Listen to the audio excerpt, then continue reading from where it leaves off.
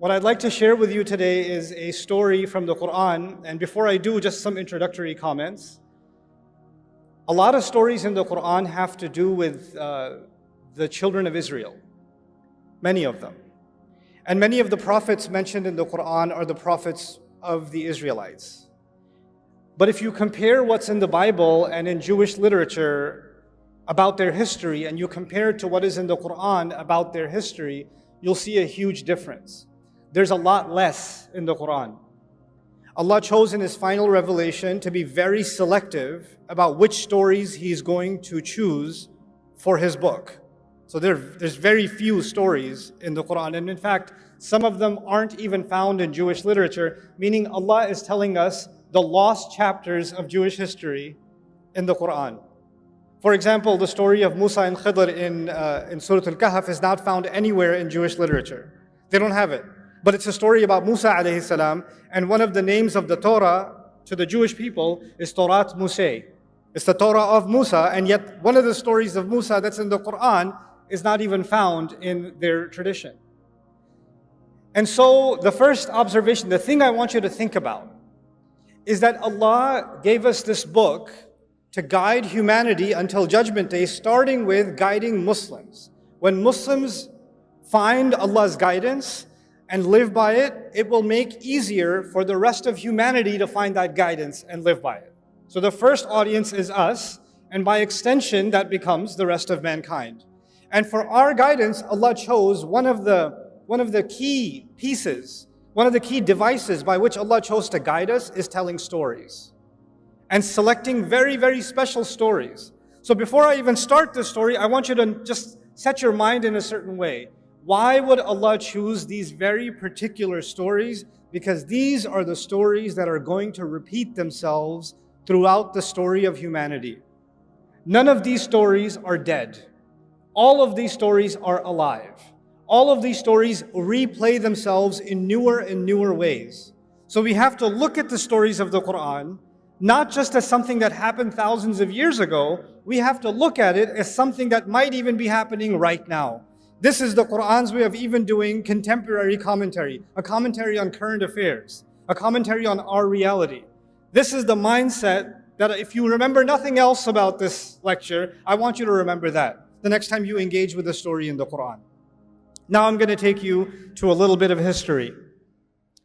I'll ask a question to the audience, you guys can make noise. Where were the Israelites enslaved?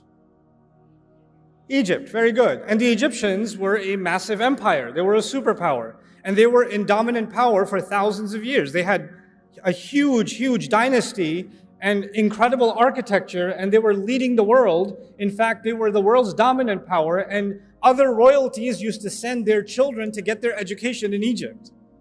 So they used to get a student visa and go there to study, right? And their architecture was superior to everybody else. Their monuments were superior to everybody else. Their agriculture was superior to everybody else. They had this dominance and this feature in the world. In fact, they were so impressive that later empires, even after the Egyptian empire collapsed, later empires tried to copy the Egyptians or describe themselves as the new Egypt, right? They're the new Egyptian empire. So the Romans, even after they took over and the Egyptian empire had long collapsed, they would take monuments from Egypt and take them to all different parts of the Roman Empire to say, we're the new Egypt. You'll see an Egyptian obelisk next to the Blue Mosque in Turkey for a reason. You'll see a pyramid on the dollar bill for a reason. These are symbols of power, and they acknowledge the superpower status of these people. Now, the Israelites, coming back to the Israelites, they were slaves. Now, let's talk about the religion of the Egyptians. It's thousands of years old. But one thing that was very important in their religion was the cow. They had many, many monuments and statues and carvings of golden cows. And they had multiple gods. They believed in many gods, and a couple of their gods, one of their gods was a bull, Apis. And another god, which is female, was a cow, Hathor. And Hathor was, they associated, the bull was associated with protection against the enemy. It was associated with power and might and stability. So the more they worship this cow, the more the empire becomes stable and is able to defeat its enemies. And the cow that was the female, the Hathor cow, its symbol was it gives us milk, it gives us the leather, it gives us the meat, it gives us the bones, it tills our soil, it's our mother. It's our, you know, Muslims call Allah, one of Allah's names is Ar-Raziq, the provider. For them, the Raziq was the cow. So they worshipped the cow and they revered the cow, and the reason they did it is they want to make sure it rains, they want to make sure they don't get disease, they want to make sure their children are born healthy. In fact, some historians even argue that whenever there's a pharaoh that's going to take over government, the way you can tell that he's legitimately the new king is he has to drink from the sacred cow. He has to have the divine cow's milk for him to be associated with that power. They even believe that the sun rises from the east and the west. A cow carries it from the sun and takes it to the east. It takes it to the west. That's what they believed about the cow. Now, I don't want to give you a lecture about the Egyptian religion, but I do want you to know something about it. The cow was a big deal. The cow was a very big deal. Now, the Israelites were enslaved under the Egyptians for many generations. So there are many generations of Israelites who were born and they don't know what it means to be free. They've never known it. Their father didn't know it, their grandfather didn't know it, their great-grandfather didn't know it. All they know to be is slaves of a master class race that treats them like animals. That's the best case scenario. Many times they treat them worse than animals, and they're used to living like that. That's how their life looks. And they've accepted that as their fate. For many, many generations, this has been going on. And in that environment, another side note that I want you to know is the Israelites are the children of Israel. And Israel, if you go back further up, these are the children of Ibrahim alayhi salam. These are the children of Abraham. Means this, what I'm trying to tell you is these are the Muslims. The Muslims are born of that time. From our perspective, those who believed in those prophets were the Muslims of that time. So we don't call them the Jews of that time. From our perspective, we call them the Muslims of that time. They're being born into slavery under a superpower, and their next generation doesn't even know what it means to be free. They're born under the choke of a superpower. And what happens to young men and women that are raised as a minority, as a degraded, inferior minority that is under the chokehold of a larger superpower? You start thinking to yourself, consciously or subconsciously, man, these people, they have better roads, they have cleaner houses, they have more beautiful clothes, they're so much smarter, look, they're so much healthier, they're so much stronger, they keep on winning and winning, everything about their life is beautiful. My God, they have it all. I mean, they're kuffar, but they're awesome. Look at their streets, look at their neighborhoods, look at their highway system, look at their technology, look at their agriculture, and look at where we live. Fine, we're the believers, but we're also losers. Yes, they are the kuffar, but they are, oh my God, look at them. So they develop this kind of a love-hate relationship with their master. We hate the master because he's enslaved us, but we also kind of love the master because they live the life, man. They live the life. This is the environment in which the Israelites spent many generations. Now, let's fast forward. Allah reveals the message to Musa alayhi salam. There's a conflict between Musa and Fir'aun, and eventually the Pharaoh drowns, and the Israelites are finally free. Yes? They're no longer living in slavery. After being enslaved for generations, now they get a taste of freedom. Now they have a taste of freedom. And in that time, many adventures happened. I'm going to highlight two of them if time permits. I have so many things to share with you about this story, but I'm trying to be as selective as I can because I respect two things. One, the time that I've been given. Two, your attention span. I'm staring at some of you. You don't know this, but I'm staring at you. Yes, you. You right there. Yep, you. Yep, that's you. Yeah, yeah. Actually, I didn't point at anyone, but you felt paranoid. I got you so good. You felt like the soul leave your body a little bit just now. I saw, okay. But I do want you to at least take two parts of this story with you that I'm going to just be selective about. Okay. So Allah, they're out in the desert. They're free now. And Allah says to Musa alayhi salam that Allah calls Musa alayhi salam to meet with him. So he's going to leave the Israelites behind and he's going to go meet with Allah on the mountain. And the mountain is not that far. The mountain of Tur is not that far. So he leaves them behind. He leaves his brother Harun and he goes to meet with Allah. But he shows up early. He shows up early. And Allah asks him, مَا أَعْجَلَكَ عَنْ قَوْمِكَ يَا Musa. Musa, why did you show up early? What rushed you away from your people? Why did you show up so early? And of course he says, لِتَرْضَى عَجِلْتُ إِلَيْكَ رَبِّي لِتَرْضَى. I rushed to you, my master, so you could be happy. Obviously, if you're going to please Allah, like we go to the masjid earlier for Jum'ah, it's more rewarding, isn't it? So he rushed to Allah to make him happy. I won't go into that part of the story. The part I want you to focus on with me is what Allah tells him. And what he tells Allah. He says, Hum ulai ala athari. No. They're just a few steps behind me. They're just a few steps behind me. I want you to remember two meanings of that. When Allah said, why did you rush? He said, there's a few steps behind me. Number one, it means they're not that far away. If there's any trouble, I'll just run back down and I can get there in 20 minutes, no problem. That's one meaning. The other meaning is, look, they followed me through the water. They followed me and they fought their fear against the Pharaoh and they crossed this desert with me and they've seen so many miracles. I'm pretty sure they're going to respect my leadership if I'm just gone for 10 extra days. Nothing's going to go wrong. They're still on my footsteps. They're still, I'm pretty sure they're going to be okay. And Allah says, actually, Samiri, there's a fellow named Samiri, a foreign name actually. He has put them in trouble. He's confused them. He's created chaos among them. So now I'm going to take you to Samiri and what chaos was created.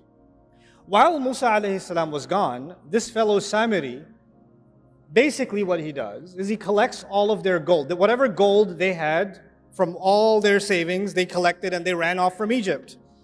And somehow he collects all of it from them, melts it down, and turns it into the statue of a guess what? A golden baby cow. A golden cow. Which suggests a couple of things. One, it might suggest that they didn't have enough gold to build a cow, so they had to go with a baby cow. Right? So that might be one reason.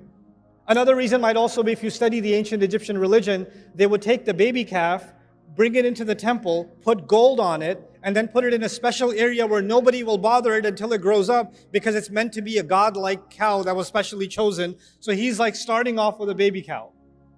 He's starting there. Now, this whole cow business, does it have anything to do with Islam or does it have to do with the Egyptian religion? This is the Egyptian religion for thousands of years. And these Israelites lived as slaves and psychologically occupied for many generations under the Egyptians, yes? So all of a sudden he builds them this cow and he makes openings in it so when the wind blows it makes a mooing sound. And all of a sudden you find that many Israelites are now worshiping this cow. When I first read this story, I was confused. How? How do you just, hey, look what I made. Oh my God. Like, why would they just all of a sudden fall into worship of this thing? It's not an alien phenomenon to them. They've seen this kind of thing before. Where have they seen it?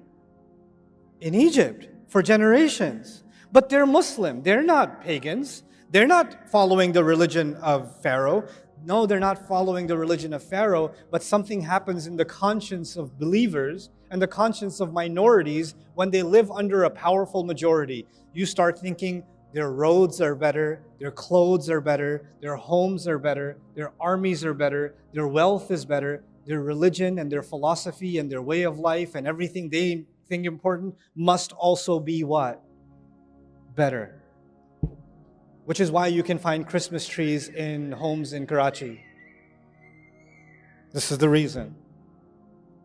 You start adopting, you say, oh, we hate them, they have all the power, they have all of this. But you know, they are better. They are, and you start taking some of those values and you start mixing them in with your religion. And you say to yourself, well, I mean, if they became a superpower, obviously they were doing something right. And if they keep praying to these cows to protect them and to nourish them, clearly they got protected and they got nourished. So it's not like they're all wrong. Fine, I'm Muslim, but I mean, I don't want to take my chances. It can't be, it's not like I'm leaving Islam. It's just a little bit, it's shirk with a lowercase s. Right? It's not that bad. So they tell themselves that this is okay. Anyway, so as they do this, and they accept this cow for worship and all of that, Musa alayhi salam comes back and he's absolutely shocked, right?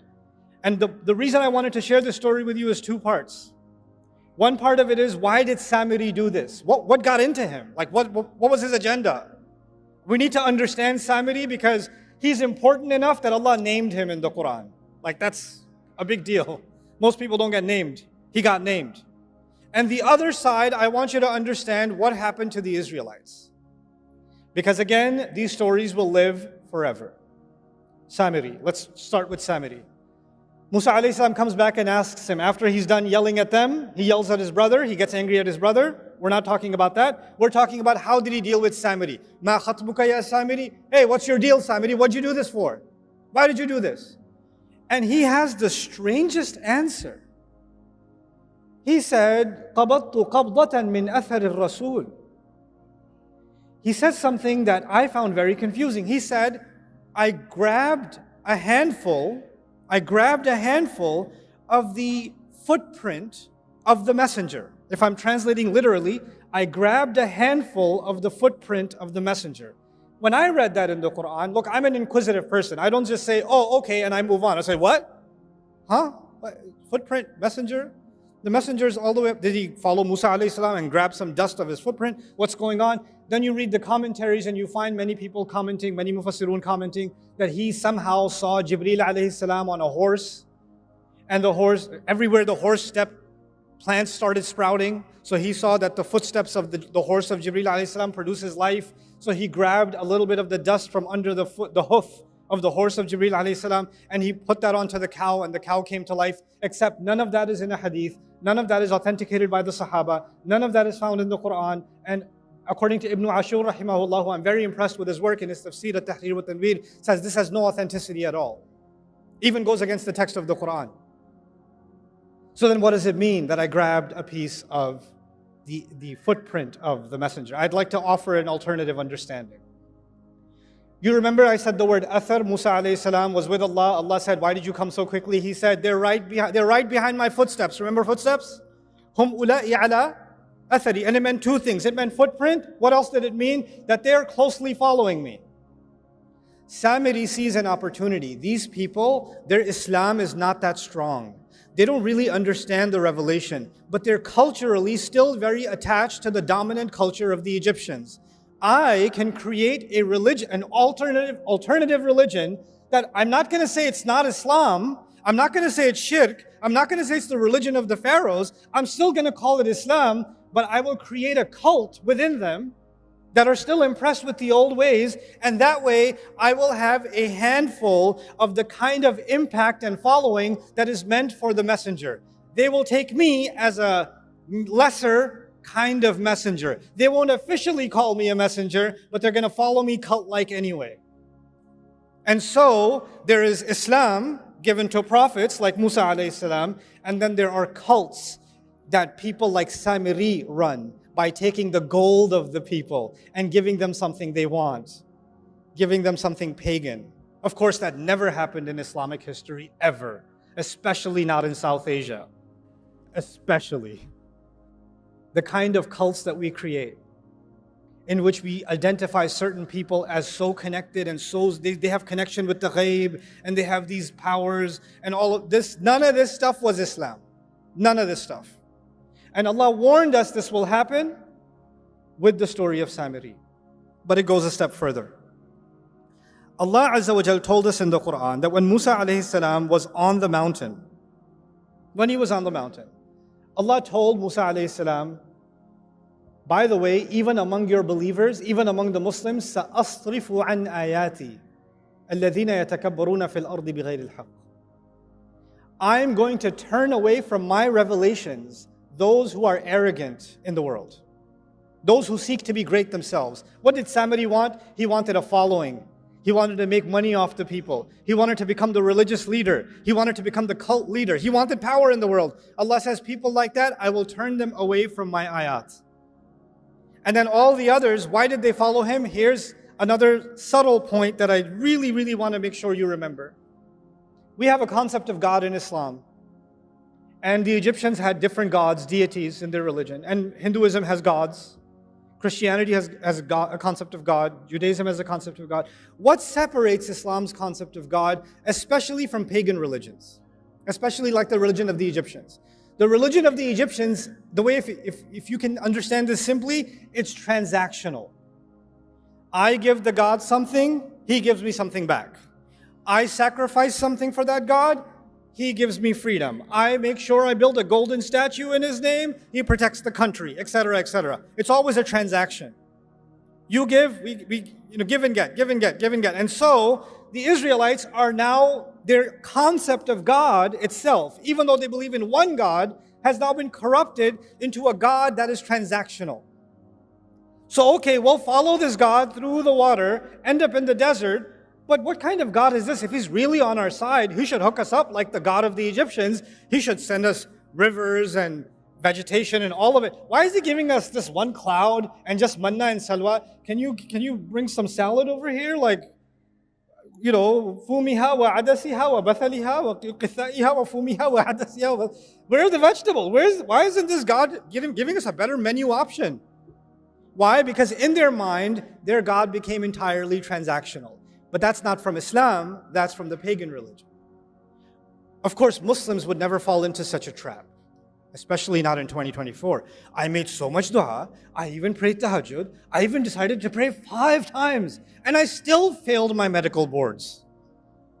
Of course, we would never become transactional. I stopped praying because Allah doesn't answer my prayers on my terms. I wanted that job, I didn't get that job, and now I have to drive an Uber until I find another job. That's why I'm just disappointed with Allah, because I did my part, He didn't do His part. This was the pagan religion. This was not the religion of Islam. We started making our religion transactional. And what is the offering of those religions? They offer you the transaction. Make this offering, your child will be protected. Make this offering, it's going to rain. Make this offering, this is going to happen, that's going to happen. That's all it is. It's all transactions. So we're done with Samiri. There are going to be Samiris in the world that are going to try to take believers away from the ayat of Allah, to pull them into cults, to keep them away from revelation. Allah described their tactic. Allah says, وَإِنْ يَرَوْا سَبِيلَ الرُّشْدِ لَا يَتَّبِعُونَ سَبِيلًا. If they see the right way, they're not going to follow it.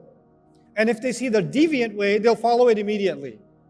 Now let's take a step forward. Musa alayhi salam comes back, sees this nonsense, and tells Samiri what he's done, tells him off, and then in front of him, shows him that he's going to destroy that cow. He starts smashing it to bits.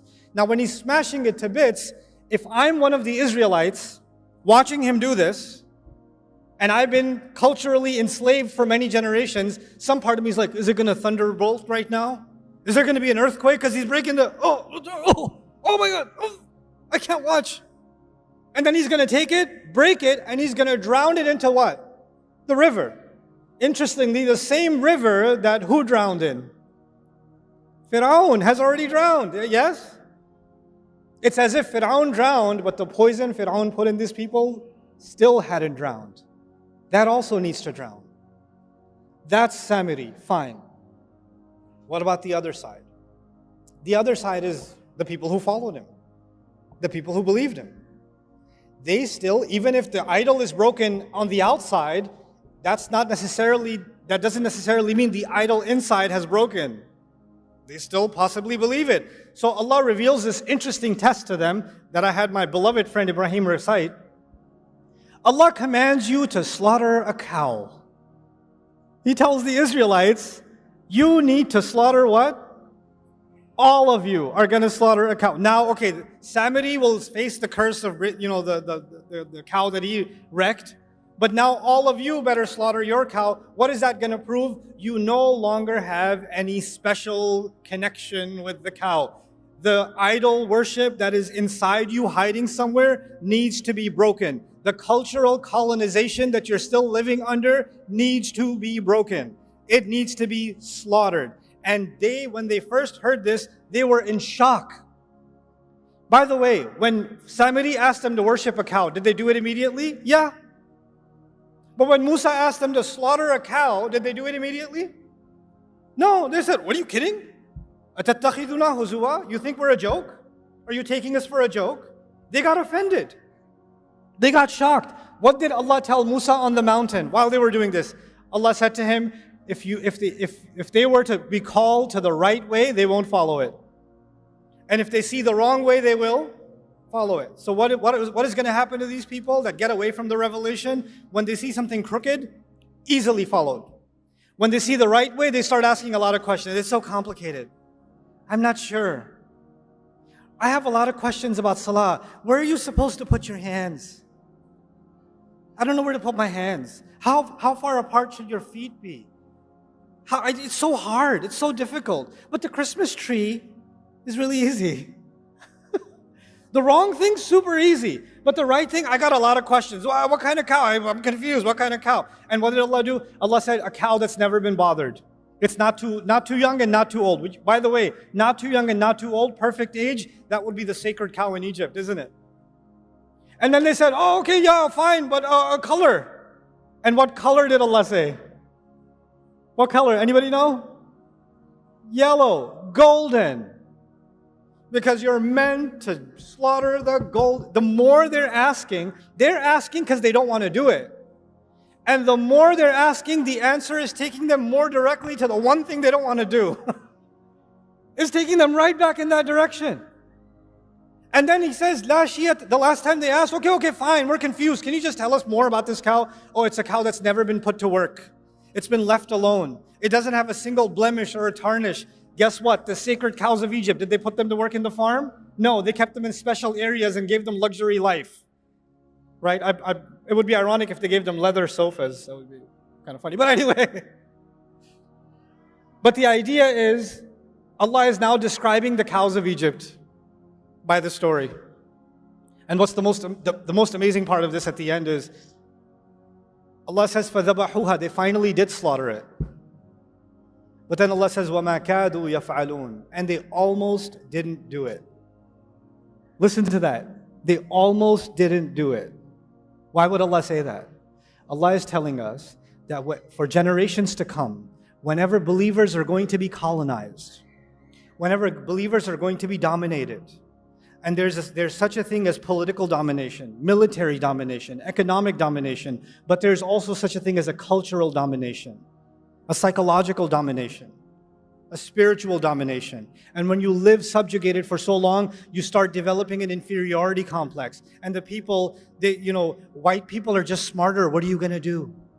Starts coming inside your head. They're just better. When you're at school, you're being made fun of. You're less and less and less. And something in you says, if I act more like them, I'll be more acceptable. If I dress more like them, I'll be more acceptable. If I look more like them, behave more like them. If I change my name to sound more like their name, they won't ever accept me, but at least I'll feel like I'm closer to the winning team. The pharaohs will never accept the Israelites as equals. But the Israelites are still enamored with their religion, isn't it? Your inferiority complex can get so strong that you're almost worshiping this culture and you've mixed it in with your religion. You're not willing to say that I've left my religion. No, I have my religion, but really I have a lot of affinity for all of this Firaun cow that lives inside me. So the reason I wanted to bring this to your attention is that there will always be, within the Muslim world, there will always be Samiris. Always. And there will always be Muslims who are going to be susceptible to having reverence for their own version of the cow. There's going to be something cultural, something economic, something in our practices. And we're going to have to take a deep look within ourselves. Where does our sense of pride, sense of value, sense of purpose, where does it come from? Where did we adopt these values from? Why are we so committed to being this way or that way? When you have a young child in school and they are trying to copy all of their other friends and they're yelling and screaming at home because they don't have a device that all their other friends got for their birthday or whatever else, they're having a tantrum. What are we already preparing these kids for? The worship of the new cows of this generation. That's what we're preparing them for. Instead of being able to think for themselves and free themselves from it. Allah gave us these stories because these problems will never die. And we have to be aware of these problems so we can be mindful of them. This is the last bit of my message that I want to share with you tonight. This story occurs in Surah Al-Baqarah, towards the beginning of Surah Al-Baqarah. And the latter half of Surah Al-Baqarah, Allah told us that He made us a balanced nation. وَكَذَلِكَ جَعَلْنَاكُمْ أُمَّةً وَسَطًا. That's what He told us. Why is Allah talking about the Israelites first? You know what an orientation is? Here's the people that came before you that had your job. Here's why they got fired. You're up next. Don't make their mistakes. The reason the first half of Al-Baqarah is highlighting these chapters of the Israelites is because these are the exact mistakes that are most likely going to be repeated by the Muslims. So before Allah talks to us, He tells us about them. He tells us about them.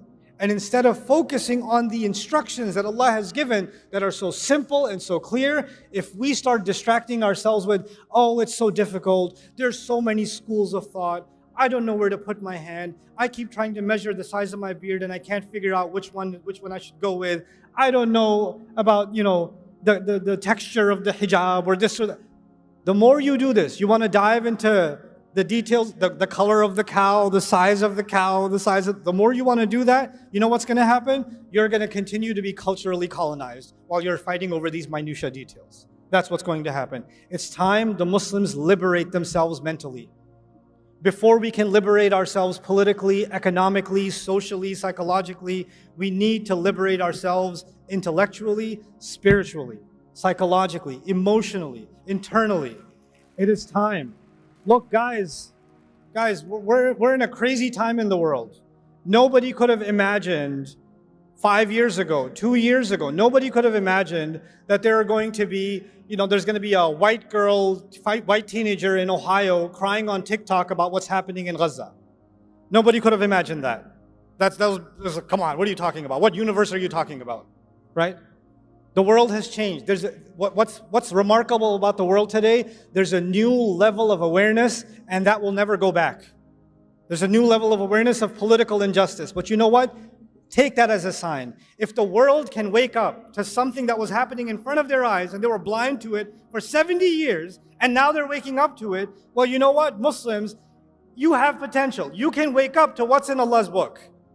You can wake up to what Allah has given. I can wake up to it. It's time this ummah experienced an intellectual and a spiritual renaissance, and I believe this is the generation that's going to do it. Jazakumullahu khairan. Assalamu alaikum wa rahmatullahi wa barakatuh.